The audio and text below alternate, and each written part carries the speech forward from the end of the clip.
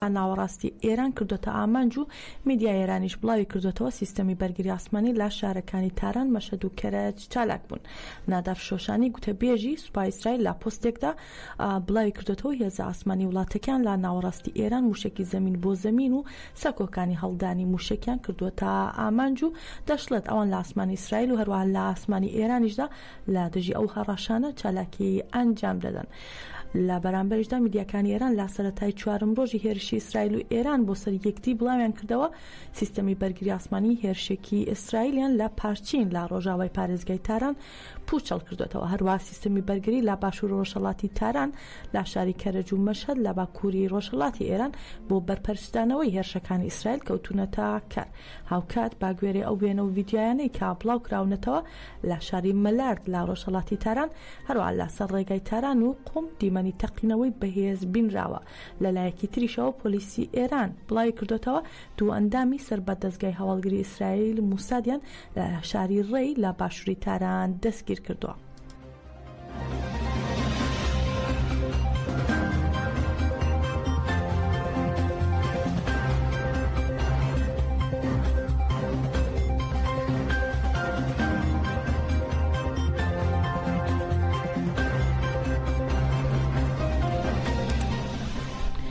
سوپای ئیسرائیل ڕێگەیان فڕۆکەیەکی بارهەڵگری سەربازیان لە ناو فڕۆکەخانەی مەشهەد لە ڕۆژهەڵاتی ئێران کردووەتە ئامانج. ئەفریقای ئەردەعی وتەبێژی سوپای ئیسرائیل بڵاوی کردەوە کەمێک بەر لە ئێستا هێزی ئاسمانی ئیسرائیل هێرشێکی کردوتە سەر فڕۆکەیەکی سوتەمەنی ئێرانی لە ناو فڕۆکەخانەی مەشهەد لە ڕۆژهەڵاتی ئێران و دەشڵێت هێزی ئاسمانی بۆ بەدەستهێنانی باڵادەستی ئاسمانی لە سەرتاسەری ئێران کار دەکات.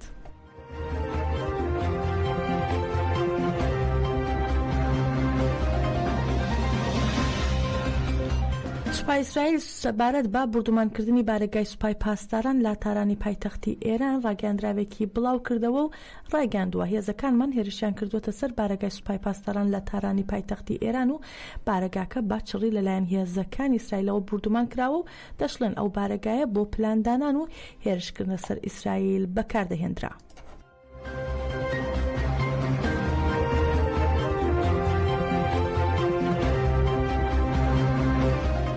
ئاژانسی فەرمی ئێران تەسنیم و ئاژانسی ئیسنا هەواڵی کوژرانی محەممەد کازمی سەرۆکی ئیسلاحاتی سوپای پاسداران و حەسەن محققی جێگر و فەرماندەی محسن باقری لەلایەن ئیسرائیلەوەیان ڕاگەاند. هاوکات نەتانیاهو سەرۆکوەزیرانی ئیسرائیلیش ڕایگەاند سوپای وڵاتەکەی عەمید محەممەد کازمی بەرپرسی هەواڵگری سوپای پاسداری ئێران و جێگرەوەکەی جنەڕاڵ حەسەن محققی کوشتووە. سەرۆکوەزیرانی ئیسرائیل لەو بارەیەوە دەڵێت دەتوانم پێتان بڵم کە ئێمە بەرپرسە هەواڵگریەکان و جێگرەکەیمان لە تاران کوشتووە.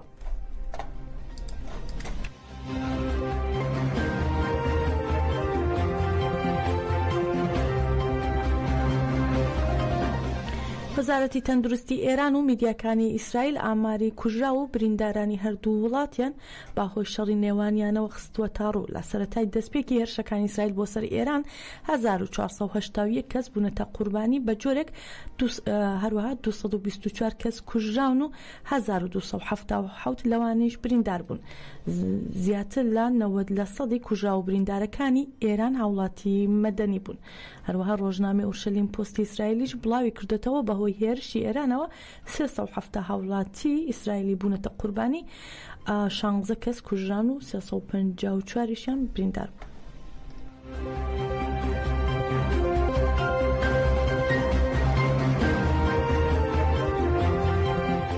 ئیسرائیل کاتس وەزیری بەرگری ئیسرائیل سەبارەت بە هێرشەکانیان لەسەر ئێران ڕایگەاند ئێران زۆر بە ترسنۆکانە هێرش ئەنجام دەدات و بە مەبەست هاوڵاتیانی مەدەنی دەکاتە ئامانج و دەبێت بازووی دانیشتوانی تاران باجی هێرشەکانی ئێران بدەن. ئیسرائیل کاتس ئاماژەی بۆش کردو ئێران دەیەوێت بە هەر شێوەیەک بێت ڕێگری لە هێرشەکانی ئیسرائیل بکات، بەڵام بە هیچ شێوەیەک ناتوانێت ئێمە ڕابگرێت و هێرشەکانمان بۆ سەر ئێران درێژەی دەبێت.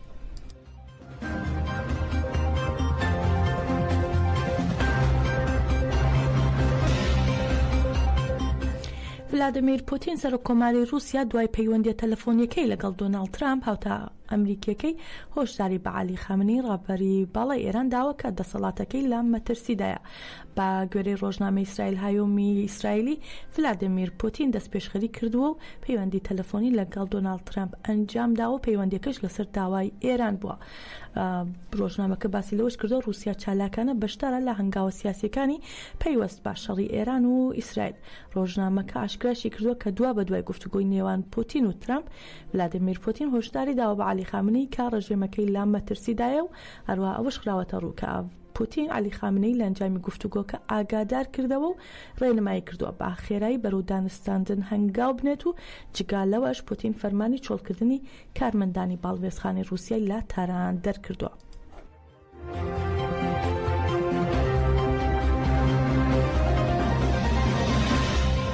بەرپرسێکی ئاگاداری ئێران بە ئاژانسی ڕۆیتێرزی ڕاگەیاندووە ئێران قەتەر و عومانی ئاگادار کردووەتەوە لەگەڵ بەردەوامبوونی هێرشەکانی ئیسرائیل ئامادەی دانوستاندنی ئاگرباس نییە. بەرپرسە ئاگادارەکە کە نەیویست و ناوی ئاشکرا بکرێت وتویەتی ئێران با نێوەنگری قەتەر و عومانیەکانی ڕاگەیاندووە ئامادەی ڕێککەوتن نین تاوەکو وڵامی هێرشەکانی ئیسرائیل بە تەواوی نەدەنەوە. ڕوا ئاماژەی بۆش کردو ئێران لەژێر هێرشەکاندا دانوستان ناکا. بەرپرسەکە ڕەتی کردوێتەوە ئێران داوای لە عومان و قەتەر کردبێ بۆ ئەوەی پەیوەندی بە ئەمریکاوە بکەن و تاوەکو ببێتە نێوەنگیر بۆ ڕاگەیاندنی ئاگربەست و گەڕانەوە بۆ دانوستانە ئەتۆمیەکان.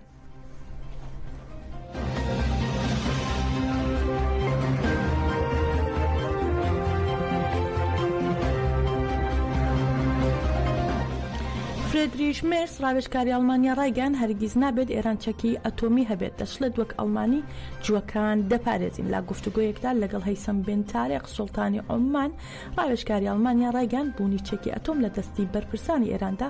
مەترسیدارە و نابێت هەرگیز ئەوە ڕوو بدات.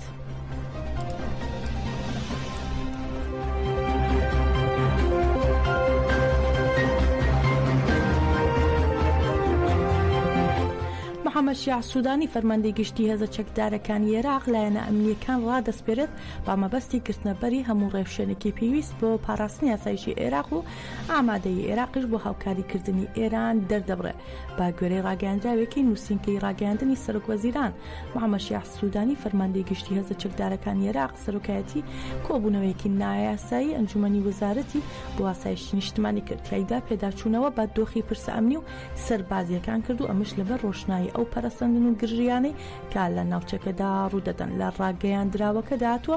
ئەنجومەنەکە هاودەنگی عێراقی لەگەڵ کۆماری ئیسلامی ئێران دووپات کردەوە کە بە ئامانجی بەرفراوانکردنی ململانیەکان و تێکدان یاسایشی ناوچەی و نێودەوڵەتی کەوتوێتە بەر دەستدرێژی ئاشکرای زایۆنیستەکان. هەروە جەخت لەسەر ئامادەی عێراق کراوەتەوە بۆ پێشکەشکردنی هەموو هاوکاریەکی پێویست بۆ گەلی ئێران با مەبەستی چارەسەرکردنی کاریگەریەکانی ئەو دەستدرێژیە.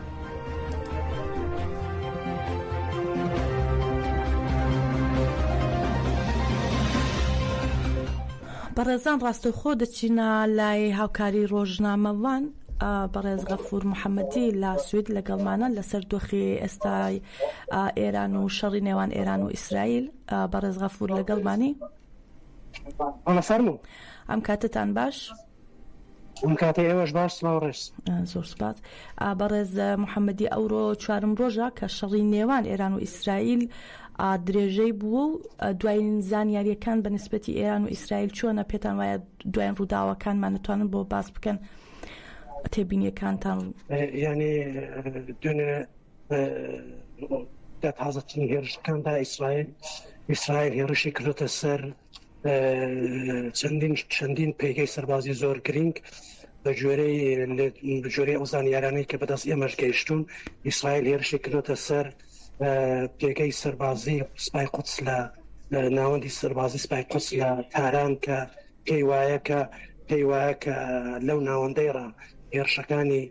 گروپەکانی سەر بە ئێران بۆ سەر ئیسرائیل ڕێوەبەری دەکران. هەروەها چەند ناوەندی دیکەی سەربازیشی لە تاران کردوتە ئامانج، ینی ئەوانەی ئەوڕۆن چەند شوێنشی لە پێگەی سەربازی و کۆگای چەک و تەقەمەنی و موشک لە کرماشان و لە دەوروبەری کرماشان و حتا ناوەندێکی سەربازیشی لە سنەی کردوتە ئامانج. تا ئێستا هێرشەکانی ئەوڕۆ بۆ شێوازە بوون. ڕاستە پێتان وایە بە لە بەرچاوگرتنی ئەمە کە شەڕەکە تابێت قورستر و قوڵتر دەبێ پێتان وایە شەڕەکە استراتێژی گۆڕاوە چون لە قۆناغی دەستپێک ئەگەر لە بیرمان بێ باسی ئەتۆمی بوونی ئێران بوو ئێستاوە لێدوانەکان هەیە کە ئەڵێن بڵێن کەسی یەکەمی وڵات ڕابەری ئێران توانراوە تێرۆر بکرێ ئێمە نایشی شارینەوە ئیسرائیلەکان دەڵێن کە دەمانەوێ گۆڕانکاریەکی ڕژێم و دەسەڵات لە ئێران بکرێ ئێوە پێتان چی لەسەر ئەم باسە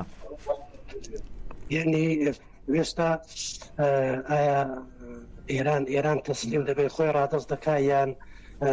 منجەر دەبێت کە ئەو ڕژیمە بگۆڕدرێ جارە تا ئێستا ئەو شتە دیار نییە بەڵام بەو شێوەی کە ئەمە ئەگەر تەجروبەمان هەیە لە هێرشەکانی ئیسرائیل بۆ سەر حەماس و بۆ سەر حزب الله بۆ سەر لوبنان و حتا بۆ سەر بەشێک لە سووریەی بۆمان دەردەکەوێت کە ئیسرائیل تا ئامانجەکانی نەپێکێت زەحمەتە دەست لە ئۆپراسیۆنەکانی هەڵبگێت بە تایبەت لە هێرشەکەی پێشەی بۆ سەر ئێران ڕسمە ڕایگەاند کە ئێمە هەڵەیەکی گەورەمان کرد کە هێرشەکانمان بۆ سەر ئێران ڕاگرت دەبوو تا کۆتایی بەردەوامان کرد بە ئەوە یەک دوو ئێمە دەزانین کە ئیسرائیل پێشێ لە نێو ئێران دەتوانین بڵین لە 56 نزیک 100 جێگای پێگەی زیدە موشەکی دامەزراندەوە پێشتر ئامادەجی کردویانی هێرشەکانی لە نێو ئێران 150 لە خودی ئێرانەوە دەکرێت لە نێو شارەکانی خودی ئێران پێگەی ساز کردو ئەوە یەک دووەمە لە ڕێگای ئەو پێگانەوە کاناڵێکی کردوتەوە بۆ تایارەکانی کە تایارەکانی ئیسرائیل بەڕاحەتی 2 ساعت 3 ساعت 4 ساعت 5 ساعت بچن بگەڕنەوە بێەوەی کە دژە فڕۆکەکان ئەسەن بیان بینن کاناڵێکی ئازادیان کردوتەوە بەڕاحەتی کە ئەو دەرفەتەی لە ئێران برێەوە کاتە تایارەکانی هەستێنێت یعنی ئەو پێگانەی ئیسرائیل ئەوە دووەمە هەرو جوورەی کەمە لە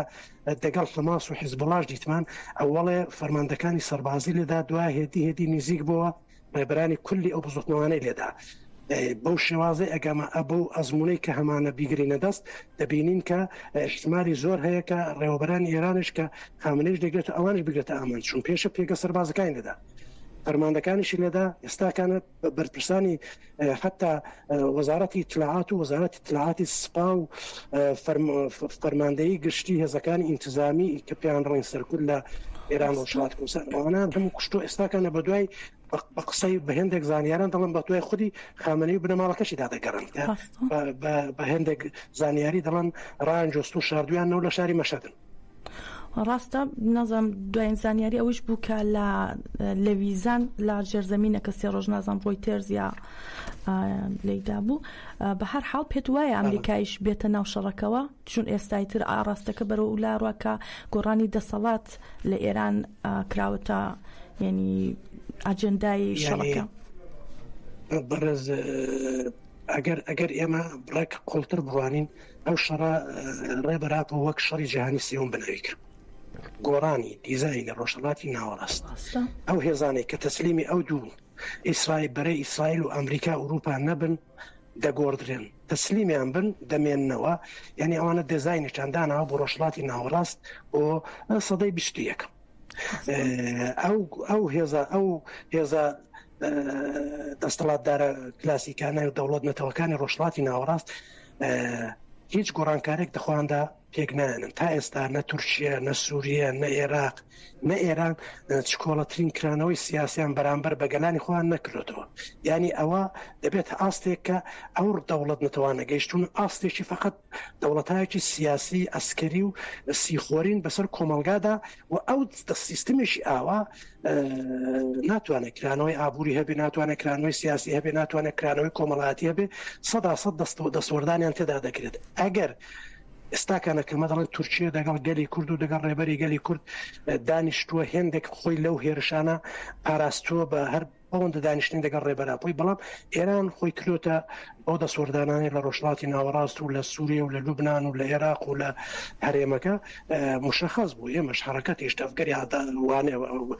گەلی کوردیش ڕێبەراپۆش هەموو ئەوان گەیان بوو کە ئەو شەڕی جیهانی سێوم دەگاتە ئێران دەبێت کرانەوەی سیاسی بکات جا بۆیە پێمان وا هەیە کە ئێران کرانەوەی سیاسی زەحمەتە بکات یا تەسلیم دەبێت کرانەوەی سیاسی ئەگەر نەکات لەوانەیە چین و هێندێک وڵاتی دیکەش ئەگەر مەجبور بن بکەونە نێو شەڕەکەی ئەو دەم ئەگەر ئیسرائیل نەتوانێت بە تەنیا ئەو کارێ بکات 100% شەڕەکە بەرفراوانتر بێتەوە وروپاش ئامادەژی پشتیوانی دەربڕیوە حتا ئەمریکاش کوێتی ئێمە پشتی بەرنادەین ئێمە تا کۆتایی ئامانجەکانی ئیسرائیل پێگنێت ئیسرائیل دا ئاسایش و ئەمنیەت دانەبێت و ئێران چەکی ئەتۆمێکی لە بین نەچێت ئێمە دەست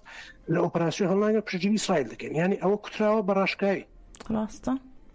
ڕاستە پێتان وایە ئەو سناریانەی کە ئەگەری ڕوودانیان هەیە چین و هەرکامیشان چ ڕەنگدانەوەیەکیان دەبێ لە ئەو شەڕە یعنی ئەلانەکانە ئەگەرەکە دووشتا ئێران مرتب پەیامی بۆ دەنێرن کە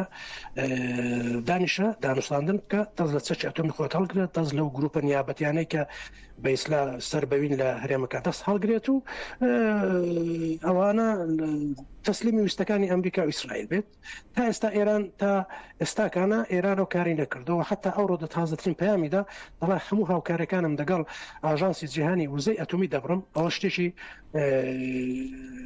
ڕێک مەترسیدار دەبێت بۆ ئێران دوایش وانەشیش وڵاتانی ئەوروپاش دوێنە دەکۆبوونەوەی بە ئیسلا گروپ پەیوەندی ئەو دوو بڕیارە بەڵێ ئەو دوو بڕیارە بەڕاستی بۆ ئێرانە دەتوانێت مەترسی گەورە بێت ئێران دوو ڕێگان لە پێشدانەوە یان دەبێت تەسلیم بێت یان دەبێت بڕوخێت ڕێگای سێوم کە گەلی کورد و گەلانی ڕۆژهەڵاتی ناوەڕاست و گەلانی بندەست دانەوێت کرانەوەی ئێران کرانەوەیشی سیاسی بکات بڵاغام تەسلیمیش نابم بەڵام چەکی ئەتۆمیشم ناوێ ئەم دەگەڵ گەلی خۆم گەلانی بە چەندین گەل لە ئێران ڕادەژین زیندانیانی سیاسی ئازاد کات دەست لە کوشت و کوشتار هەڵگرێ دەست لە قەتڵ و عام و تیرۆر هەرگرێ خەڵک برسیە خەڵک هەژارە خەڵک نانی لەسەر سوفرەی نییە دێ منداڵانی خەڵکی لە سێدارەتدا دەکوچ و خەڵک کۆڵاندا خەڵک دەکوژێ ینی لە زیاتیەوەی کرانێ مافی گەلان بدات مافی ژنان بدات مافی جوانان بدات هێدی بێکاری چارەسەری بێکاری بکات چارەسەری گرانی بکات ئەنی ئەوانە کرانەوەیەکە بۆ ئێران کە ئێران هەم لە ناوە دەپارێزێ هەم لە دەرەوە دەپارێزێ کە زۆر زەحمەتە ئەوە بکرێت بەڵام ئێمە پێمان وایە تەنێ ڕێگایکی کە ئێرانی دەپاراست دەو ماوەیەدا دەوێک دو ساڵی دواییدا ئەو ڕێگایە بوو زەحمەتە تازە ئەوەی لەسەردامە سناریۆیەکە دەمێنێتەوە ئەگە دەسوەردانێک بکرێ گەلانی ئێرانش ئەو خۆیان ئامادە دەکەنەگەدا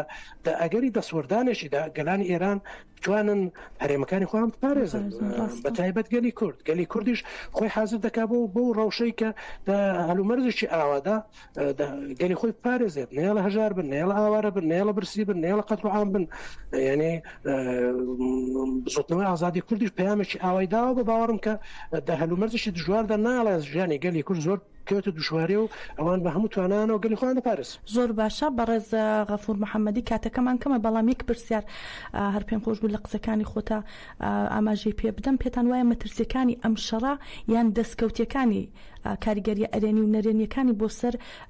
کوردستانی ڕۆژهەڵات کوردەکانی بڵین ڕۆژهەڵات چی دەبێ ینی پێتان وایە چ کاریگەریەکانی ئەرێنی و نەرێنیەکانی چۆن دەبینن هەر بە ئاماژەکانی خۆتان کە ئێستا ئەڵێن ینی ڕاستیت ناوێ ینی ئەگەر ئێمە وەک ڕۆژنامەنیگارێک ناتوانین لاهانگری لایەکی بکەین بەڕاستی بەڵام ئەگەر ڕوانگەی گەل ڕوانگەی کۆمەلگا چون بەلاخرە ڕۆژنامەوانیش دەبێت دەردی کۆمەلگاش ڕنگدانەوەی ویش بێ کۆمەلگا پێی خۆشە ئێران بڕوخێ جا یا بە سەرهەڵدان دەبێت یا بە هێرشێکی دەرەکی دەبێت ئەوە شتێکە ڕنگدانەوەی کۆمەلگایە دا بۆیە ڕۆژنامەنیگارێک نابێ بیشتارێتەوە پێم وانێ گەلانی ئێران مانەوەی ئەو ڕژیمان پێخۆش بێت جا ئیسرائیل دیکە ئەمریکا دیکە هەر شتێکی دیکە بەڵام ئەگەر بێت و ئەو هێرشانە بکرێنە سەر کۆمەلگا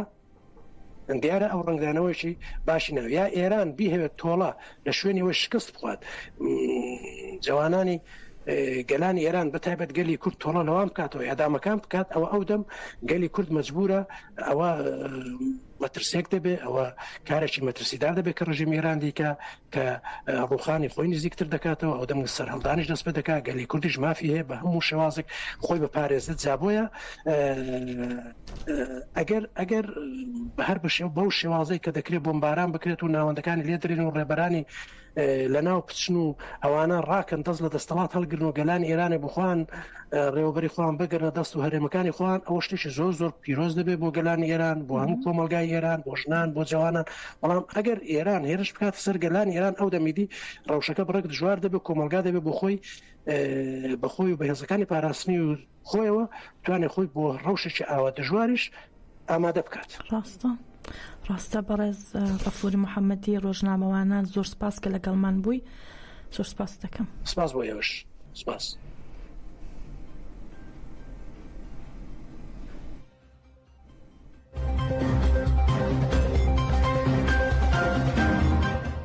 پەرەزان گەیشتینە کۆتایی بەش هەواڵەکانی ئەم کاتژمێرەمان کاتێکی خۆشتان هەبێ.